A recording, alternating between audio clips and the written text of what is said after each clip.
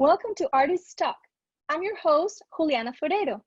Join me as we explore the creative possibilities of photography through the lens of Alex Keto.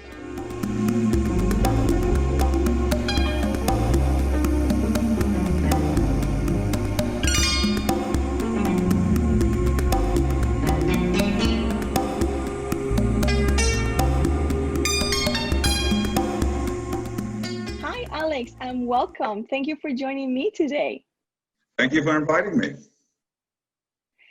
As we were installing the exhibition, we know that there are different series that are part of your body of work at Bailey Contemporary Art, but we also noticed that they seem to depart from nature. So can you talk to us about what is the role of nature as an inspiration for your work? I've spent a great deal of time in the outdoors, hiking in mountains and going places such as that. And I find that, as you say, nature is a great source of inspiration, but it's also a great source of emotions.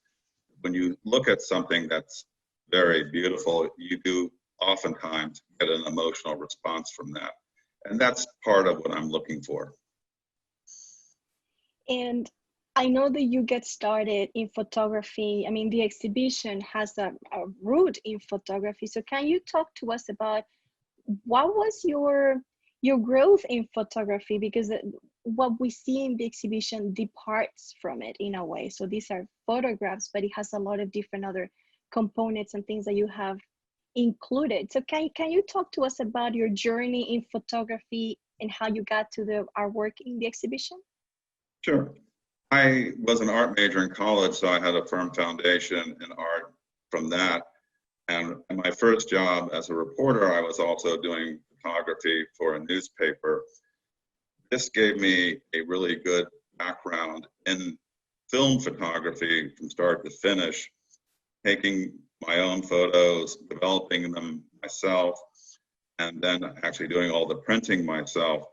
And when the world became a digital world in photography, this was a great background because a lot of the same techniques that you find in Photoshop were also being done in the darkroom back in the day.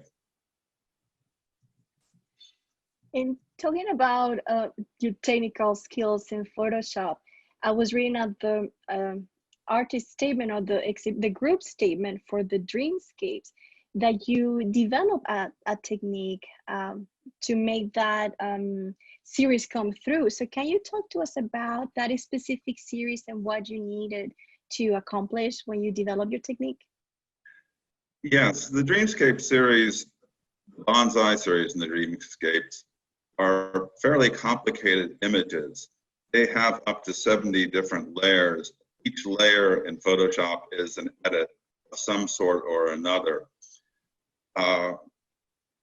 When you're doing these edits, you can do things as we think of traditional painting. You can use a brush, or you can use technology such as a gradient field, which takes a dark color and lightens it gradually, takes a light color and darkens it. The key element to all these changes that I made in the images is to create a sense of depth and to create a, well, dreamlike world which blends realism with more surreal elements.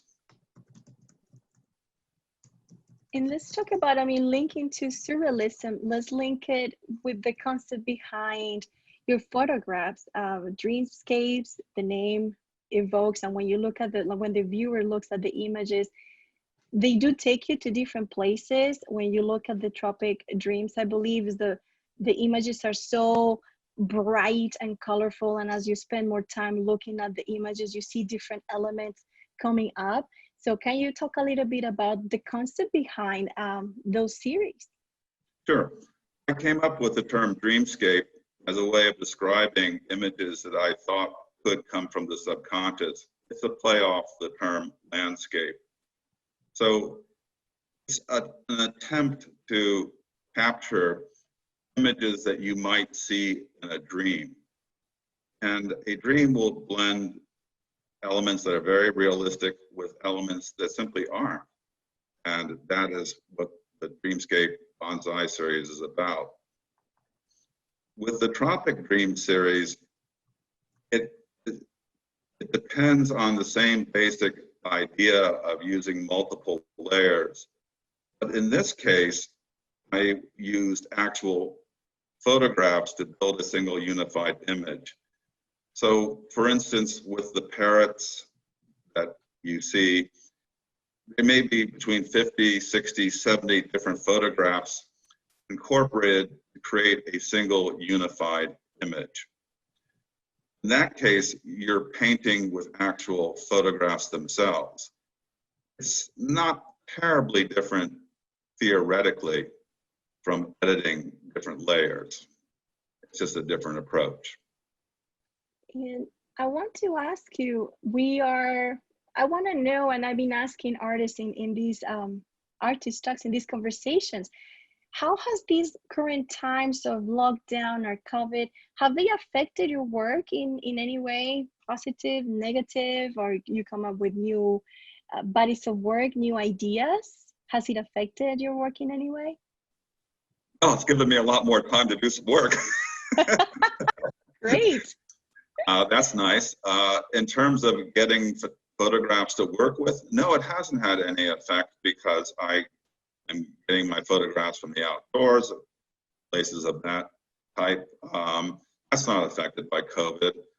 I do try to steer pretty clear of politics and day-to-day affairs because I don't think art really needs to address that. I'm sure other people disagree. I am looking more deeper than issues of that nature. And that makes sense. I mean, I'm curious about the body of work that are contemplation, that they seem like it's still lives. They seem to be made fairly recent. Can we talk about those? Yes, those were made this spring, and as you said, we were all locked down, which gave us plenty of time to think of things and think of life. And of course, COVID tends to focus the mind. All of a sudden, mortality raises its head.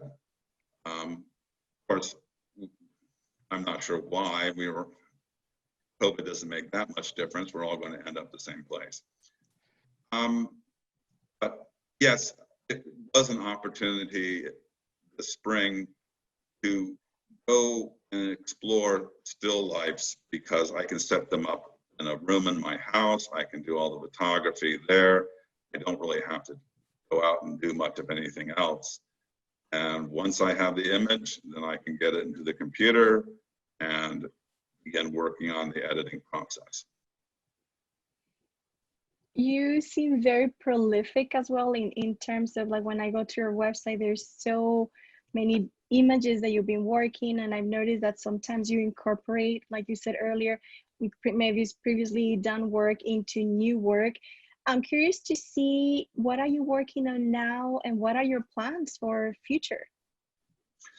Well, I have started on a new series, and that is to blend a smaller number of photos, maybe 5 or 6, into a very realistic scene.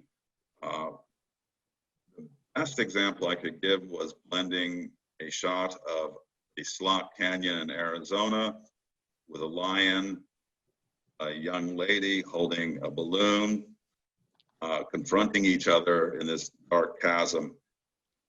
So now, instead of going for the 50, 60 different photographs, trying to take a more minimal view and just doing 2 or 3 different photographs to create a very evocative, I hope, image. That sounds very interesting and different from your previous approach. So I look forward to seeing those. And I want to thank you for your time today, for this exciting conversation. I would love to see if people are able to come and see this exhibition at some point, but that's why we have these artist talk here, so that they get to know you in your work in the meantime. Thank you so much for your time, Alex. Thank you. Thank you for joining us today. I hope that you enjoyed this program brought to you by Pompano Beach Arts. If you want to learn more about this program or other events, make sure to visit our website.